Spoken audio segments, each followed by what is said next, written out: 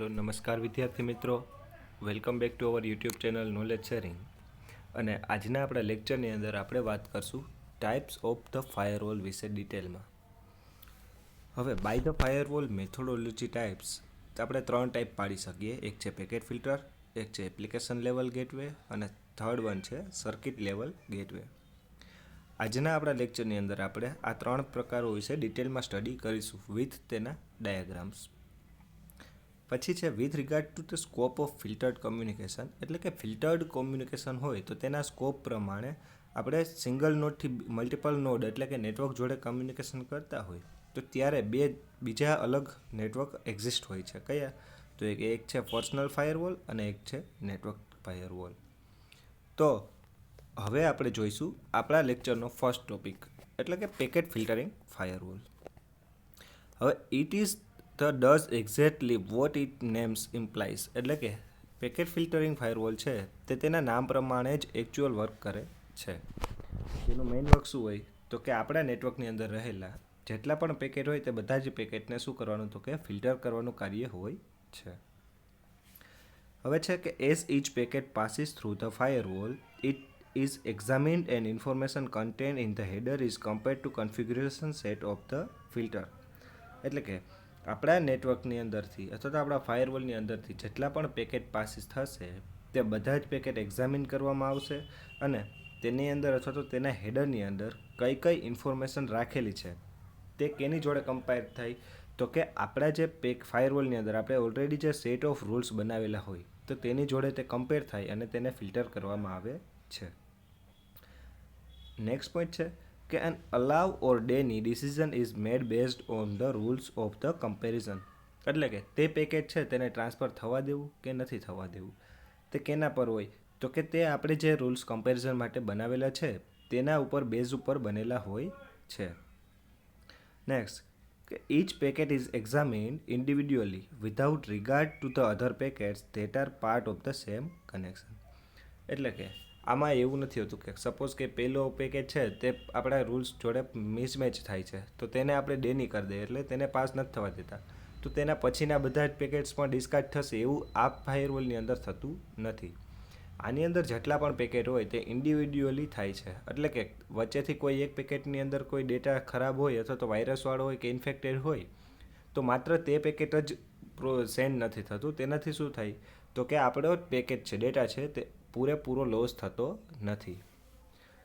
હવે જોઈએ આપણે ફિગર જોઈએ કે એની અંદર શું છે તો કે આ બાજુ છે આપણું ટ્રસ્ટેડ નેટવર્ક અને આ બાજુ છે અનટ્રસ્ટેડ નેટવર્ક, એટલે કે આપણા બે નેટવર્ક્સ છે. હવે જ્યારે ટ્રસ્ટેડ નેટવર્કની અંદરથી તમે કોઈ ડેટા ટ્રાન્સફર કરો તો તે ક્યાં જાય છે તો કે આપણા ફાયરવોલના રૂલ્સના સેટની પાસે. તો કે આપણી પાસે કેટલા રૂલ્સ હોય છે તો જેટલા પણ રૂલ્સ હોય છે તે બધા જ તે પેકેટ ઉપર એપ્લાય કરવા પડે છે. હવે જ્યારે બધા જ રૂલ આપણા પેકેટ પર એપ્લાય થઈ જાય ત્યારે આપણે ચેક કરીએ છીએ કે આપણું પેકેટ છે તે અલાઉડ કરેલું છે કે ડેની. હવે જો બ્લોક હશે તો તે ડેની સેક્શનમાં જશે, જ્યારે અલાવ હશે તો તે અનટ્રસ્ટેડ નેટવર્કને આપણું પેકેટ ફોરવર્ડ કરી દેવામાં આવશે. હવે આ મેથડથી આપણે જોઈ શકીએ કે આપણું પેકેટ છે તે ઇન્ડિવિડ્યુઅલ પેકેટ સેન્ડ થતા હોય છે, એટલે કે આ પેકેટની અંદર કશો પ્રોબ્લેમ હોય તો માત્ર આ એક જ પેકેટ તે બ્લોક થાય છે, બાકીના પેકેટ્સ ઇઝીલી કમ્યુનિકેટ થઈ શકે છે. હવે જોઈએ કે એકચ્યુઅલ વર્ક કેવું હોય, એટલે કે આપણા રૂલ્સનું વર્ક કેવું હોય. તો તે અહીંથી ઇન્ટરનેટની અંદરથી આપણે પેકેટ સેન્ડ કરેલું તો તે સિક્યુરિટી પેરામીટર્સમાં જશે. હવે ત્યાંથી શું કરશે તે પાછું એ જ ફિલ્ટરની અંદર આવશે, એટલે કે ફિલ્ટરની અંદર પાછું તે રૂટ કરીને આવશે. પાછા જે રૂલ્સ હોય તે એપ્લાય થશે અને જો તે સક્સેસ હોય તો તે પ્રાઇવેટ નેટવર્કને સેન્ડ થશે.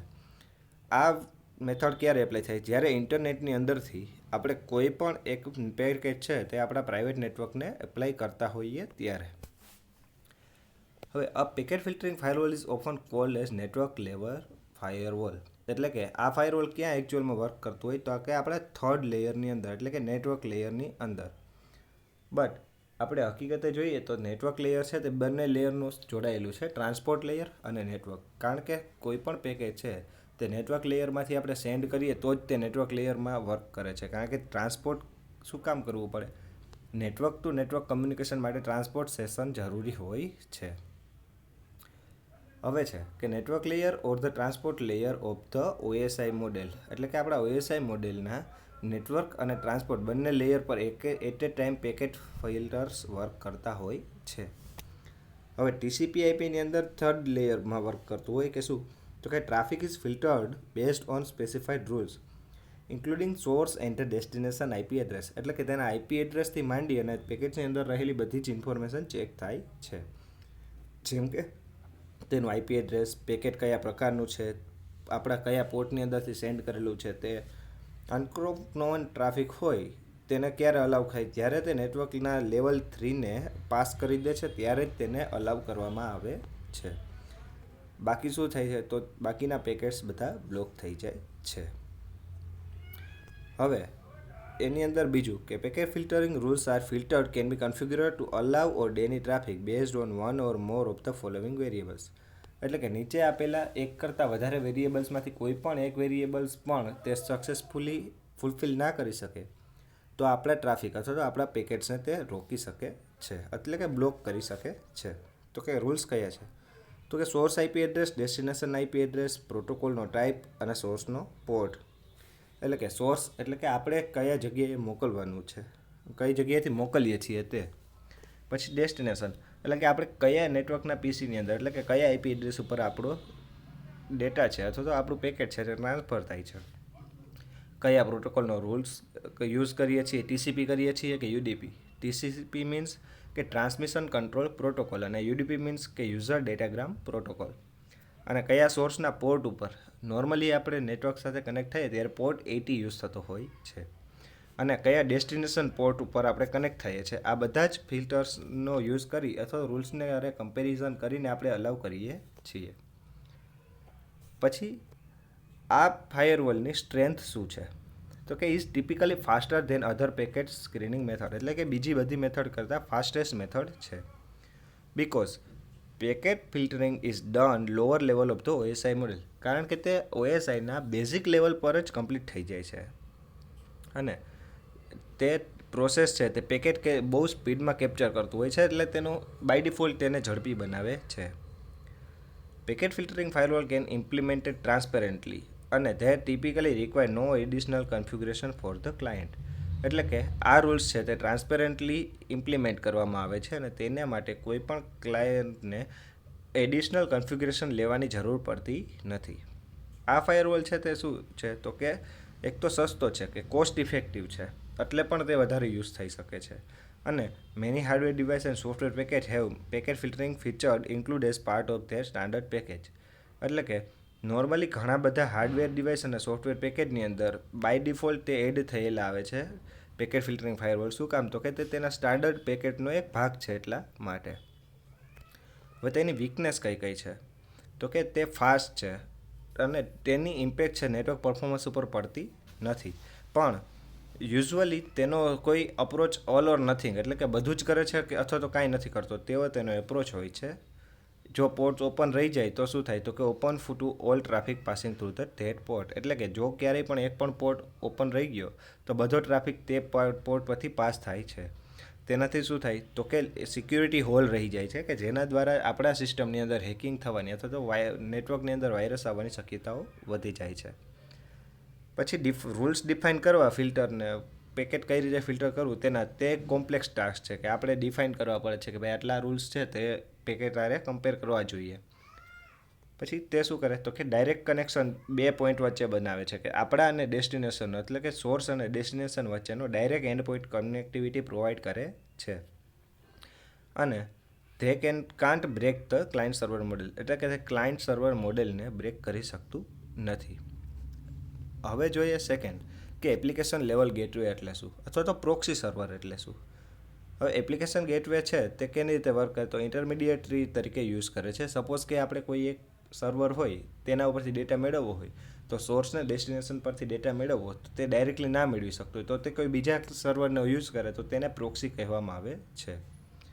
આ પેકેટ સ્કેનિંગ મેથડ ક્યારે થાય, તો કે ક્લાયન્ટ સર્વર મોડેલ બ્રેક કરે ક્યારે, તો કે કનેક્શન જ્યારે બે જણા વચ્ચે કનેક્શનની જરૂર પડે છે, કે એક one from source to the gateway and one from gateway two proxy to the destination, એટલે કે તે શું કરે, તો કે એક ઇન્ટરમીડિયેટર બનાવે કે જે એક સર્વરથી પોતાના સુધીનો નોડ બનાવે ને તે પોતાનાથી પાછો ક્લાયન્ટ સુધીનો નોડ બનાવી આપે છે. Each endpoint can only communicate with other by going through the gateway proxy. એટલે કે જ્યારે ત્યારે સોર્સ અને ડેસ્ટિનેશનને કમ્યુનિકેટ કરવું પડે હોય તો ત્યારે તેને પ્રોક્સીની સાથે ફરજિયાતપણે કમ્યુનિકેટ કરવું પડે છે. એટલે કે કોઈ પણ બે વ્યક્તિના કન્વર્ઝેશનની અંદર ત્રીજા વ્યક્તિની રાય લઈને જ તે કન્વર્ઝેશન કરી શકાય છે. ત્રીજા વ્યક્તિ વગર કન્વર્ઝેશન શક્ય નથી. આ લેવલનું મેઇન વીકનેસ પણ એ જ છે. But this type of firewall operate at the application level of the OSI model. એટલે કે OSI મોડેલના એપ્લિકેશન લેયરની અંદર આ ટાઈપનો ફાયરવોલ એપ્લાય થાય છે. For source and destination endpoint to be able to communicate with each other, a proxy service must be implemented for each application protocol. એટલે કે સોર્સ અને ડેસ્ટિનેશનના એન્ડપોઈન્ટ જ્યારે પણ કમ્યુનિકેટ કરવા માટે પોસિબલ હોય તો શું કરે તો કે દરેક એપ્લિકેશન પ્રોટોકોલ સાથે એપ્લાય કરવું જરૂરી બને છે. અને the gateway proxy are carefully design to reliable and secure because they are the only connection point between the two network. એટલે કે આપણે જે પ્રોક્સી બનાવીએ અથવા તો ક્રિએટ કરીએ તો તેને આપણે કેવી બનાવવી પડે તો કે બહુ સિક્યોર બનાવવી પડે છે. કારણ કે બે એન્ડ પોઈન્ટ વચ્ચેનું ઓનલી કમ્યુનિકેશન નેટવર્ક હોય તો તે પ્રોક્સી હોય છે. હવે આ એક ફિગર છે કે પ્રોક્સીને ઇઝીલી સમજવા માટે. તો તે વર્ક ક્યાં કરે તો કે એપ્લિકેશન લેયરમાં. એટલે કે એપ્લિકેશન લેયરને આપણે એક એપ્લિકેશન ગેટવે આપવો પડે છે. હવે તેનાથી શું થાય તો કે traffic is filter based on specified application rule such as application or protocol such as FTP or combinations. એટલે કે આપણો રૂલ્સ છે તે કયા હોય તો કે બ્રાઉઝર એટલે કે બ્રાઉઝરે બાય ડિફોલ્ટ સેટ કરેલા રૂલ્સ હોઈ શકે છે. પછી પ્રોટોકોલ હોઈ શકે છે. પ્રોટોકોલ કેવો તો કે FTP એટલે ફાઇલ ટ્રાન્સફર પ્રોટોકોલ, અથવા કોઈ બીજા કમ્યુનિકેશન્સ અથવા તો કોમ્બિનેશન્સ પણ હોઈ શકે છે. અને આ શું કરે તો કે નેટવર્ક લેવલ સ્ટેકની ઉપરનો પાર્ટ એક્સેસ કરતું હોય છે. પછી છે એપ્લિકેશન લેયર પ્રોક્સી ઇનસાઇડ કેવી રીતે વર્ક કરતું હોય તો કે એપ્લિકેશન લેવલની અંદર તે ટેલનેટ એટલે કે ટેલિપોર્ટ નેટવર્કિંગ ઉપર વર્ક કરતું હોય છે. પછી FTP છે, SMTP છે, HTTP છે. FTP એટલે શું તો કે ફાઇલ ટ્રાન્સફર પ્રોટોકોલ, પછી સિમ્પલ મેલ ટ્રાન્સફર પ્રોટોકોલ, અને HTTP એટલે હાઇપર ટેક્સ્ટ ટ્રાન્સફર પ્રોટોકોલ. આ બધા પોર્ટ છે તેની દ્વારા આપણે શું કરીએ એક આઉટસાઇડ નોડ અને ઇનસાઇડ હોસ્ટને આપણે કનેક્ટ કરીએ છીએ. તો આ એક ગેટવે છે કે જે ડિઝાઇન કરેલો છે કે જે આના દ્વારા આપણે પ્રોક્સી સર્વર એપ્લાય કરી શકીએ છીએ. હવે જોઈએ કે when the client issue request from the untrusted network. એટલે કે જ્યારે ક્લાયન્ટ કોઈ ઇસ્યુ માટેની રિક્વેસ્ટ મોકલે કોઈ અનટ્રસ્ટેડ નેટવર્ક ઉપરથી ત્યારે શું થાય a connection is established with the application or proxy. એટલે કે ત્યારે શું થાય તો કે કનેક્શન એસ્ટાબ્લિશ થાય છે. પણ તે કનેક્શન છે તે કેની જોડે એસ્ટાબ્લિશ થાય છે તો કે ગેટવે લેવલ અથવા તો પ્રોક્સી જોડે એપ્લાય થાય છે. The proxy determine if the request is valid then send a new request on behalf of the client to the destination. એટલે કે જ્યારે પ્રોક્સી છે તે રિક્વેસ્ટ આપણે જોવે કે વેલિડ છે કે નહીં, એટલે કે તેના ફિલ્ટર્સની જોડે કમ્પેર કરી બધા રૂલ્સ કમ્પેર કરી જોઈ લઈએ કે ભાઈ એપ્લિકેશન અલાઉ કરી શકાય તેવી છે કે નહીં. તો જો અલાઉ કરી શકાય તેવી હોય તો શું કરે તો કે તે ક્લાયન્ટના બિહાફ ઉપર એટલે કે ક્લાયન્ટના વતી તે એક રિક્વેસ્ટ મોકલે કેને તો કે ડેસ્ટિનેશનને કે ભાઈ હવે ક્લાયન્ટ વતી હું કમ્યુનિકેશન કરીશ એવી રીતે. અને પછી a direct connection is never made from the trusted network to the untrusted network. એટલે કે ટ્રસ્ટેડ નેટવર્ક અને અનટ્રસ્ટેડ નેટવર્ક વચ્ચે ક્યારેય ડાયરેક્ટ કનેક્શન થતું નથી. And the request appears to the originated from the application gateway. એટલે કે રિક્વેસ્ટ ક્યારે થાય તો કે અપિયર ક્યારે થાય તો કે ઓરિજિનલ ગેટવે દ્વારા થાય છે.